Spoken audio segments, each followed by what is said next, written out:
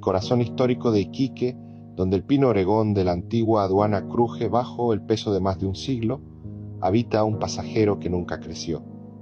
Lo llaman el niño de la Casa de la Cultura. No es una leyenda de fogata, es una presencia constante que los guardias nocturnos han aprendido a respetar. Dicen que cuando el edificio queda en silencio, se escucha el eco de unos pies descalzos corriendo por los salones del segundo piso y el sonido metálico de una canica rodando sobre las tablas de madera. Los testimonios son escalofriantes. Funcionarios municipales han reportado que sus herramientas cambian de lugar o que sienten una mano pequeña y fría apretando las suyas en la penumbra. Lo más perturbador ocurrió durante una grabación de televisión, donde los micrófonos captaron una risa infantil en una habitación donde no había nadie. Dicen que es el alma de un pequeño que murió durante los violentos bombardeos de la Guerra del Pacífico o en los incendios que azotaron el puerto. Si visitas la Casa de la Cultura y sientes que algo tira suavemente de tu ropa, no te des vuelta. Es el niño que solo busca a alguien que se quede a jugar con él en la oscuridad eterna de la aduana.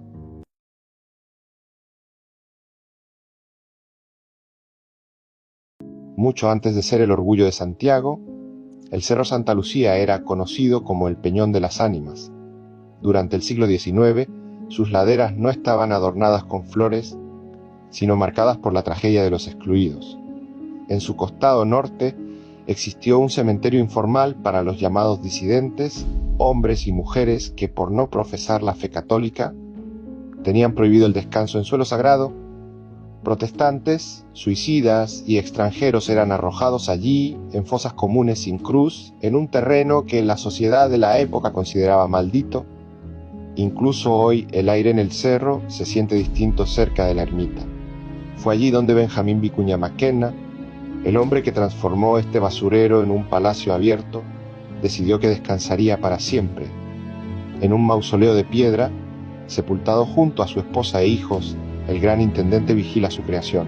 Los guardias nocturnos relatan que, cuando la neblina envuelve el castillo, se escuchan susurros que provienen de las rocas, ecos de los miles que fueron enterrados sin nombre y sin paz. Dicen que Vicuña Mackenna no eligió este lugar por azar, sino para redimir a las almas olvidadas, convirtiéndose él mismo en el eterno guardián de los excomulgados. Si caminas por sus senderos al atardecer, recuerda que bajo tus pies no hay solo tierra, sino siglos de secretos que el cerro se niega a olvidar.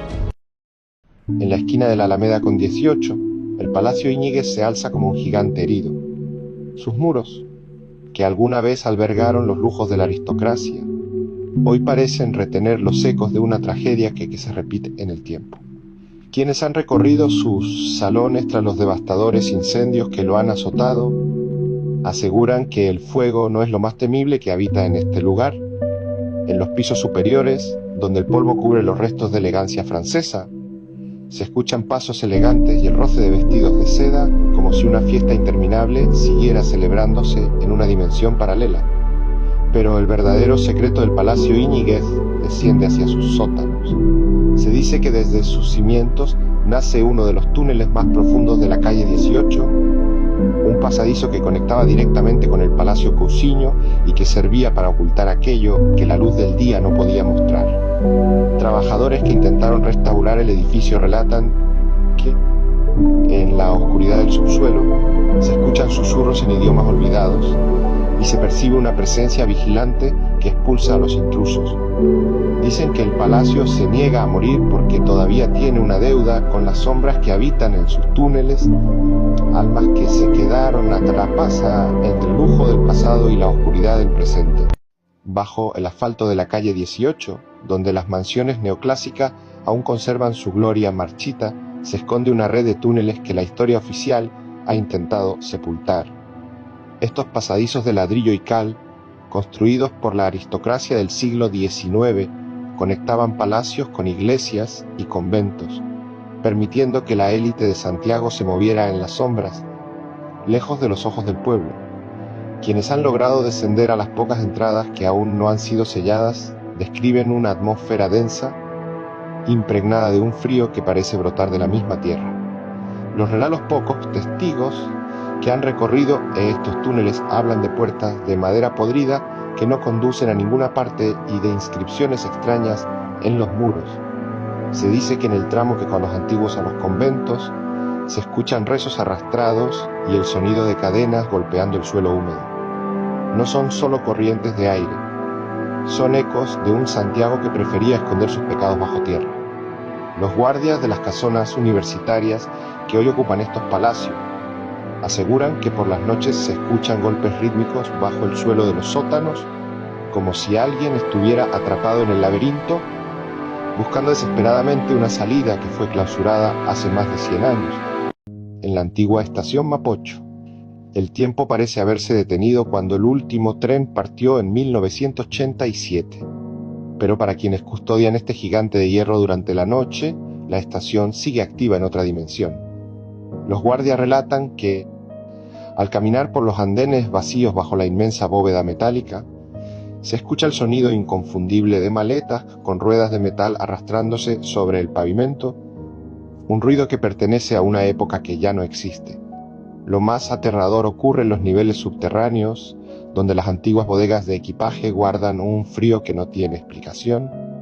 Allí, técnicos de mantenimiento han documentado la aparición de un hombre vestido con un uniforme ferroviario antiguo que camina con paso firme hacia la zona de las vías para luego desvanecerse en el muro de concreto. Dicen que si te quedas en silencio cerca de la antigua boletería, puedes escuchar susurros apurados y el eco de un silbato de vapor que resuena en las vigas, como si un tren fantasma estuviera a punto de arribar. En la Mapocho, los viajes no terminaron con el cierre de las vías, solo cambiaron de destino y sus pasajeros todavía esperan en el andén de las sombras. En los dominios de Providencia se alza un monumento a la gloria marchita del Palacio Falabella, sus muros de inspiración renacentista, forjados con la soberbia de una casta que creyó comprar la eternidad, ocultan hoy una verdad más gélida que su mármol italiano. Dicen los que recorren sus salones cuando el sol se oculta, que el aire se impregna de un aroma a rosas muertas y polvo de un siglo.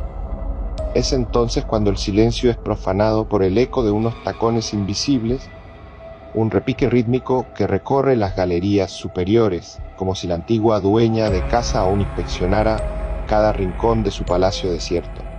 Pero lo más pavoroso aguarda en los grandes espejos de marco dorado. Los guardias nocturnos evitan mirar su propio reflejo, pues aseguran haber visto una silueta femenina vestida con encajes negros y velos de otra época, observándolos con una fijeza que hiela la sangre. No es un eco, es una presencia que reclama su territorio. En los sótanos, donde la luz del día jamás se ha atrevido a entrar, se escuchan susurros que parecen brotar de las mismas piedras, lamentos de una opulencia que se desmoronó, dejando atrás almas encadenadas a su antigua riqueza. Si alguna vez caminas frente al Palacio Falabella y sientes que una mirada invisible te sigue desde las ventanas en penumbra, apura el paso, pues en esa casa el tiempo no ha pasado, solo se ha quedado acechando en la sombra. Fue a escuchar con atención el lamento que el viento arrastra por las alamedas de San Bernardo, en el corazón del Parque García de la Huerta. La tierra guarda un secreto que la razón no alcanza a comprender. Dicen las lenguas antiguas que don Manuel, el gran señor de estas tierras, no forjó su fortuna con el sudor de la frente, sino con la tinta negra de un pacto prohibido. En la penumbra de su casona, allí donde hoy la madera cruje sin que nadie la pise, se dice que el diablo mismo se sentó a su mesa, entregando poder y riquezas a cambio de un tributo que aún hoy se sigue cobrando. Mira hacia el centro del parque, donde el pino maldito retuerce sus ramas como dedos que claman al cielo. Bajo sus raíces, la tradición asegura que se enterraron secretos que jamás deben ver la luz, y que aquel que se atreva a descansar bajo su sombra escuchará el susurro de una voz que no pertenece a este mundo. Los guardias del parque, presos del espanto, aseguran que al caer la medianoche, las luces de la casona se encienden solas, proyectando la silueta de un hombre que vigila los pasillos con ojos de fuego. No son cuentos de viejas, es el eco de una deuda eterna. En el Parque García de la Huerta, las gárgolas callan lo que las almas condenadas gritan. Que en San Bernardo, quien firma con el abismo nunca encuentra el descanso de la tumba. Escuchen el lamento que emana del panteón de Santa Paula. En las entrañas de Guanajuato, la tierra se negó a corromper los cuerpos, entregándonos en su lugar una galería de pesadillas. No son figuras de cera, son almas de piedra que guardan el último rastro de su agonía. Pero entre todas ellas, una hace que el corazón se detenga: la momia de Ignacia Aguilar. Cuentan los registros de 1895 que la peste la sumió en un sueño tan profundo que los médicos la dieron por muerta. Su familia, en el desespero del contagio, la sepultó bajo las losas de piedra. Años después, cuando el panteonero la ataúd para exhumar sus restos, el horror paralizó su sangre. El cuerpo de Ignacia no estaba en paz, estaba boca abajo con las manos desgarrando la tapa del cajón y su rostro congelado en un grito de auxilio que nadie escuchó bajo 3 metros de tierra.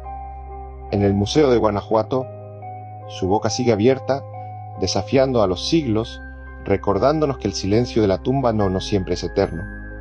O cuidado al caminar por los pasillos de las momias, pues en el aire pesado de las criptas, todavía, se siente el aliento de los que despertaron en la oscuridad del olvido. Debajo de los pasos cotidianos de la ciudad de Linares, el suelo esconde una herida abierta que el tiempo no ha podido cerrar. Se trata de los túneles coloniales, pasadizos de ladrillo y cal que serpentean bajo la plaza de armas y las antiguas casas señoriales. Estos caminos de sombra no fueron construidos para la luz. Se dice que conectaban los de los templos con galpones de muros gruesos, permitiendo traslados secretos en tiempos de guerra y persecución. Los pocos que han descendido a sus entradas, descubiertas por azar en remodelaciones, relatan que el aire allí abajo es pesado y antiguo. Los guardias de los edificios públicos aseguran que en el silencio de la noche se escucha el eco de pasos que corren bajo el pavimento, seguidos por el murmullo de rezos desesperados que parecen brotar de las mismas paredes de ladrillo. No hay registros de quienes murieron en ese laberinto, pero la sensación de ser observado desde la oscuridad es una realidad que los linarenses adees conocen bien. Si caminas por el centro al anochecer, escucha con atención, porque bajo tus pies el pasado de Linares todavía respira, atrapado en un túnel que no tiene salida. La madrugada del 17 de diciembre de 1990, el cielo sobre el sector rural de Las Pataguas se rasgó con una luz que no pertenecía a este mundo. Don Octavio Ortiz y su familia despertaron bajo el rugido de un silencio antinatural, mientras luces de un rojo sangre y azul eléctrico bañaban su propiedad, pero el verdadero horror no estaba afuera sino bajo sus pies. En un acto que desafía toda ley de la física, una fuerza invisible comenzó a succionar la vivienda. Los cimientos de madera crujieron como huesos rompiéndose, mientras la casa entera era elevar los aires, suspendida a más de 1 metro del suelo por una voluntad extraña. Por unos segundos eternos, la familia Ortiz habitó el vacío, atrapada en una caja de madera que flotaba hacia lo desconocido. Luego, con la misma violencia con la que fue levantada, la casa fue arrojada contra la tierra, quedando desencajada, torcida y marcada para siempre. Los investigadores que llegaron después no encontraron huellas de sismos ni de máquinas, solo el rastro de un visitante que por una noche decidió que una casa de campo sería su juguete. En Las Pataguas las estrellas ya no inspiran paz, sino el miedo de ser arrancados de la tierra una vez más. Oye, ¿te has fijado que todo el mundo se va al cementerio general para buscar historias de terror?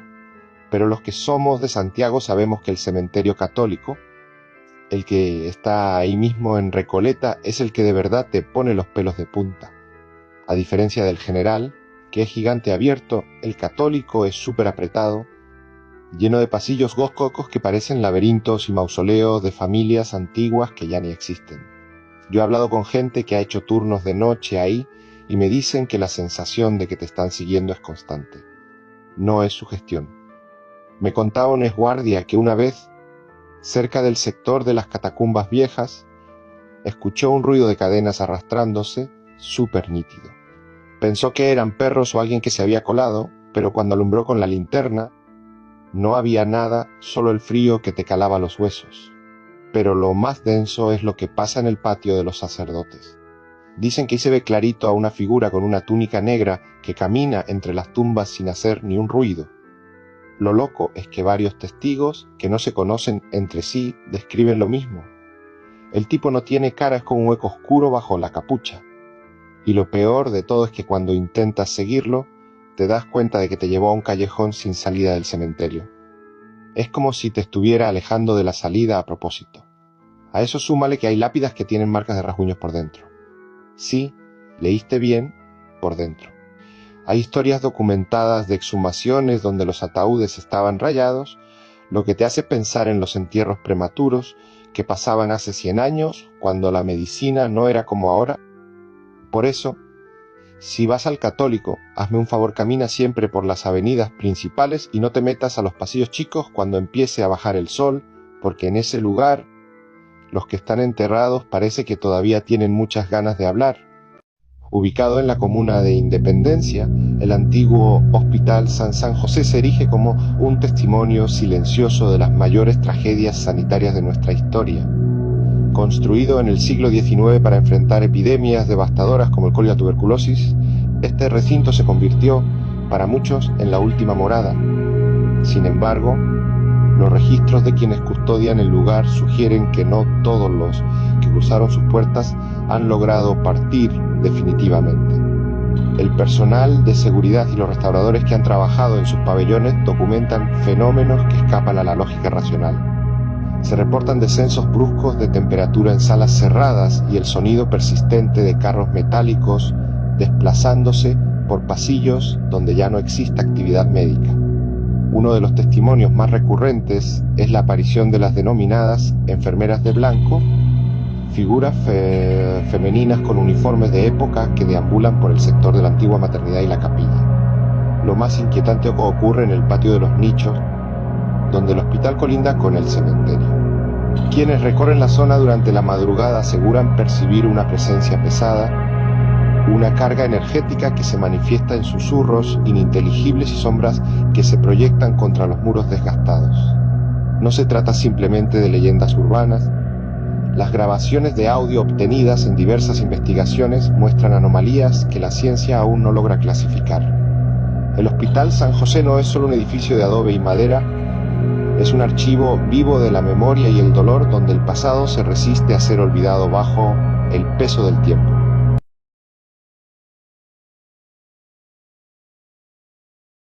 En el corazón neurálgico de Santiago, resistiendo el paso de 4 siglos y los embates de la naturaleza, se alza la iglesia de San Francisco, sus muros de piedra, los únicos que permanecen en pie desde la época fundacional, no solo resguardan la imagen de la Virgen del Socorro, sino también una serie de eventos que la historia oficial rara vez menciona. Bajo el altar mayor y tras las pesadas puertas de sus claustros, la atmósfera se transforma en un silencio que parece tener peso propio. Documentos de la orden y testimonios de antiguos sacristanes describen una figura recurrente, un fraile de hábito marrón que recorre los pasillos del museo y la biblioteca en horas de la madrugada. A diferencia de otros relatos, este fenómeno se describe con una claridad asombrosa.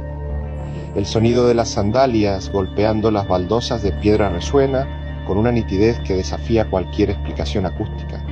Algunos investigadores sugieren que la carga histórica del lugar, que sirvió de refugio y hospital en tiempos de guerra, ha dejado una impronta en el ambiente. Incluso hoy, los visitantes del museo aseguran percibir una presencia que los observa desde los rincones oscuros donde se exhibe la serie de pinturas coloniales. No se trata de una sensación de maldad, sino de una vigilancia eterna, una guardia que parece custodiar los restos de los personajes ilustres enterrados bajo el suelo del templo. La iglesia de San Francisco es, en esencia, una cápsula del tiempo donde la frontera entre el presente y el pasado se vuelve, por momentos, inexistente. Ubicada a los pies del Cerro Santa Lucía, la Biblioteca Nacional de Chile representa el archivo más importante de nuestra memoria escrita. Sin embargo, quienes recorren sus instalaciones tras el cierre de las salas de lectura describen una atmósfera a que la arquitectura neoclásica no alcanza a disipar. El fenómeno se concentra especialmente en los depósitos subterráneos, donde millones de libros se resguardan en condiciones de temperatura y luz controladas. Los auxiliares de sala y el personal de mantenimiento han reportado durante décadas la percepción de ser observados desde la profundidad de los anaqueles. No son extraños los testimonios que describen sombras que se desplazan con rapidez entre las estanterías de la sección chilena o el sonido de hojas de papel siendo pasadas con vigor en salas completamente vacías. Uno de los relatos más persistentes se refiere a un antiguo funcionario, un bibliotecario que, según dicen, nunca abandonó su puesto de trabajo. Testigos aseguran haber escuchado el sonido de una máquina de escribir rítmica y constante proveniente de oficinas que llevan años clausuradas. Investigadores de la historia urbana sugieren que la carga emocional depositada en los miles de manuscritos y diarios personales sonales que allí se guardan crea una suerte de resonancia en el edificio. En la Biblioteca Nacional el silencio es absoluto, pero no es un silencio vacío, es una presencia que parece aguardar entre los estantes, recordándonos que las historias que habitan en los libros a veces encuentran la forma de cobrar vida entre los muros de piedra y mármol.